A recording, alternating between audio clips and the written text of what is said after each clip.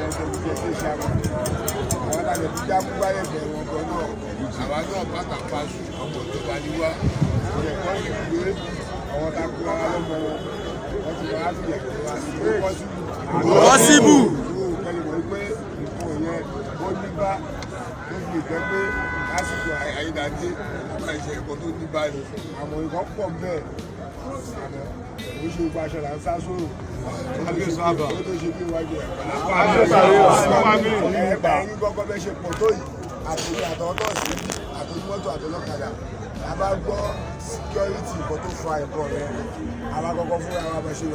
And we pay for the remaining time. And then we go 20 local government. You think about one point, nítorí pé alẹ́ ṣe bí ní ìsìn kó nítorí pé mo fẹ́ jẹun débi ìmọ̀ gbáyé àgbègbè jẹun ìwà gbàgbé àgbègbè àgbègbè Yorùbá yìí ṣe mọ̀ pé mo ti wà selfish ni wọn àwọn tó bá ní kí ní sùúrù kí nǹkan ẹ̀ náà tún tó kí gbogbo ẹ̀yin tẹ̀wá bíbá yìí má kú ṣe mọ̀ pé yẹ kí ní sùúrù tí ìbá ti lè ní sùúrù pé kí wọ́n fẹ́ jẹun yẹn gbogbo Yorùbá kù onítọ̀hún yẹn gan ọ̀tá ọlọ́wọ̀ láyé ọ̀tá sáàtì àbúrò lásán ọmọlúwàbí